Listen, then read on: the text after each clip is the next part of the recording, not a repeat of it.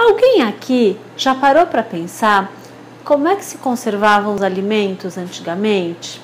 Nós não tínhamos geladeira, nós não tínhamos freezer, ou enlatados, ou caixinhas Tetra Pak, daquela do tipo longa vida, não tínhamos máquinas de preservar a vácuo, enfim, mal e mal tínhamos indústrias, não é mesmo? Então, como é que antigamente os antigos preservavam os alimentos que não seriam consumidos imediatamente? Porque sim, eles tinham que conservar. Primeiro porque quando você matava um animal, dificilmente você conseguiria consumir aquele animal imediatamente. Quando você colhia o fruto da tua plantação, seja pomar, seja horta, seja, enfim, qualquer tipo de plantação, você não conseguia consumir aquilo tudo de uma vez, você tinha que ter uma forma de conservar aquilo, especialmente conservar para as épocas de escassez, como o inverno, por exemplo. No Brasil, nós não sentimos tanto essa época de escassez, porque graças ao nosso clima, naturalmente, temos alimentos, ainda que com variação, temos alimentos disponíveis o ano inteiro. Mas em países de inverno rigoroso, como no norte da Europa, o norte da América do Norte e norte da Ásia, lá na Rússia e tal, onde o inverno é extremamente rigoroso, é um frio que a gente nem pode imaginar, não tem alimento, não tem nada plantado, nada dá na terra, os animais em geral estão muito magros, né? Não tem o que comer praticamente, mas ninguém pode morrer de fome. Então, os antigos, isso realmente é uma coisa milenar, são técnicas aí que estão rodando gerações, técnicas de conservação interessantíssimas, tá? Nós temos algumas que são usadas até hoje, inclusive. A mais básica delas, eu acho que a gente nem se dá conta que isso é uma técnica de conservação, né? Mas é transformar o leite em iogurte. Você contamina, entre aspas, o teu leite com bactérias do bem, você transforma esse leite em iogurte e ele dura muito mais. É claro que para o nosso paladar atual, o iogurte dura 2 ou 3 semanas, depois disso ele fica azedo demais. Mas o azedo demais no caso do iogurte não significa que ele esteja estragado, ele só continuou fermentando, tá? Outros métodos muito interessantes de conservação são a salga, a defumação, a lactofermentação, que é usada principalmente em frutas, verduras e legumes. Que mais que nós temos? Podemos conservar alimentos no meio da gordura, no meio de, por exemplo, azeite de oliva extra virgem, por exemplo, carnes no meio da gordura do próprio animal. Então, assim, um prato muito conhecido é o pato que foi conservado, ele é colocado numa lata, num recipiente, e ele é completamente envolto na gordura do próprio animal. A gordura conserva esse alimento por mais tempo. Isso é feito com carnes também, tá? A carne de porco, a gente sabe, olha, linguiça, salame, outros tipos de embutidos são conservados por salga, por defumação, às vezes combinando as duas técnicas e às vezes inclusive combinando a técnica da fermentação. Existem em alguns casos que você inocula uma bactéria do bem para conservar aquele alimento. Quando você coloca uma bactéria do bem, um lactobacilo, no teu alimento, você não deixa a bactéria do mal contaminar. Veja só, os antigos não sabiam a ciência disso, mas eles sabiam que dava certo de alguma maneira.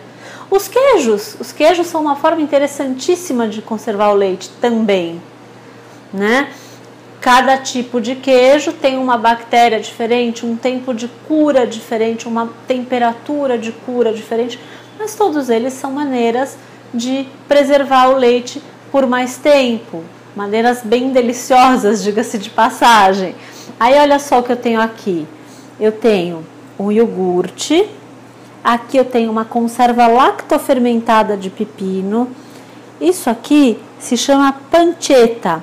Isso é feito com a barriga do porco, tá? A mesma parte do porco que a gente faz o bacon, com a diferença, o bacon é defumado, a pancetta é o nome italiano para barriga, tá? Só para ficar mais fácil. Ela é salgada, tá? Essa pancetta dá até para fazer em casa, desde que você tenha a técnica certa. E aqui, ó, tô mostrando o pepino. Esse é o pepino em conserva, tá vendo como ele já tá mais escurinho, tá um verde mais fechado. E esse aqui ao lado é o pepino fresco.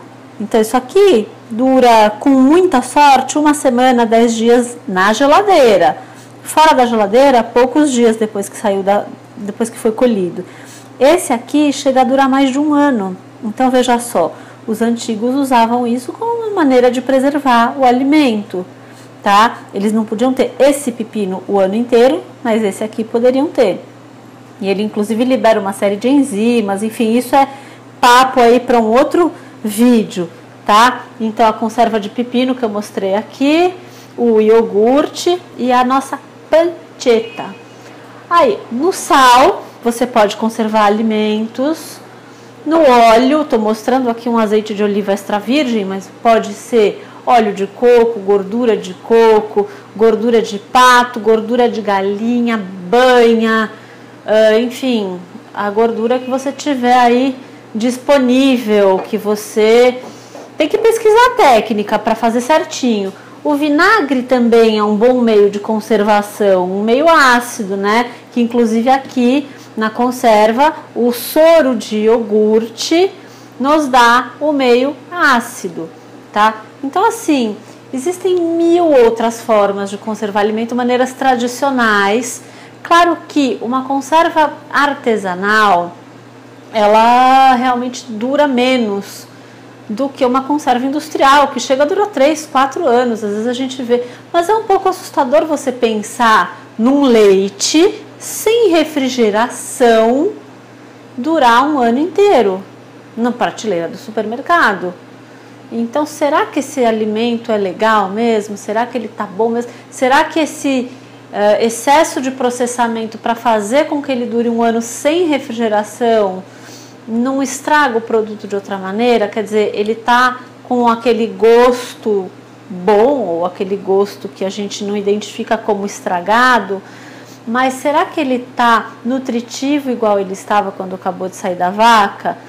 Será que todas as proteínas, todas as estruturas desse leite estão boas para o nosso consumo? Não no sentido de assim, que a gente vai comer, ele está estragado e a gente vai passar mal. Mas será que ele está realmente nutritivo para a gente?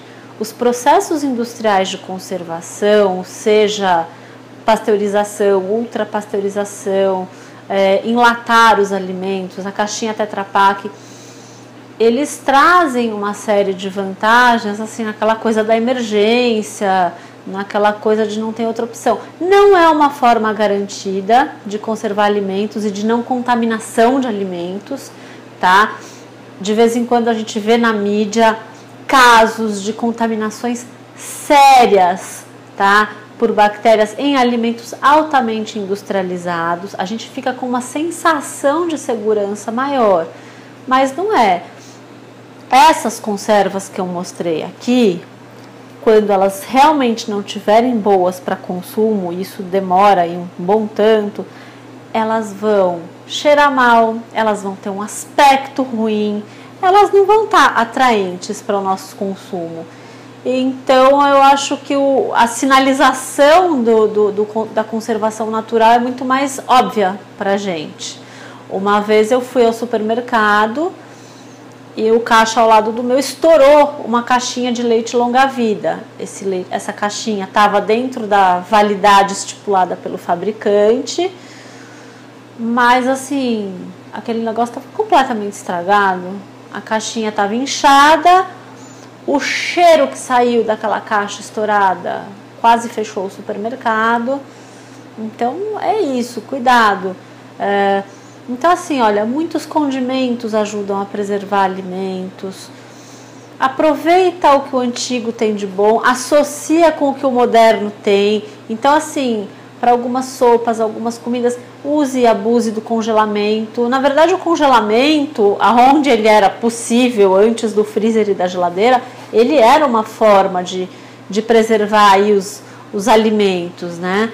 É que isso era possível lá na Rússia, na Suécia, na Noruega, no norte do Canadá, no Alasca, onde são países que faz muito frio. Então, sim, o congelamento é parte de um modo de preservar alimentos tradicional, mas não num país como o Brasil, onde no inverno faz 15 graus quando é frio, né? Em regiões mais frias do Brasil, né? Em regiões como Mato Grosso, Tocantins, Amazonas, não faz, no inverno faz 25 graus, não conserva nada, né? Então a gente tem que ter muito cuidado com todas as técnicas que a gente for usar.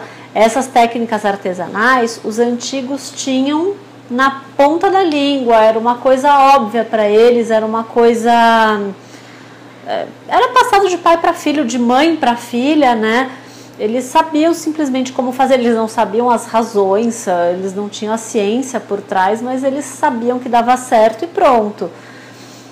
Hoje em dia nós perdemos muito dessas tradições, então se um dia a gente resolve retomar essas formas de preservar alimentos tradicionais, nós temos que ter cuidado, nós temos que estudar muito bem como fazer, né? Porque, como eu disse, os antigos eles tinham todo o conhecimento, todo o instinto de saber se deu certo, se não deu certo. Nós perdemos um pouco isso.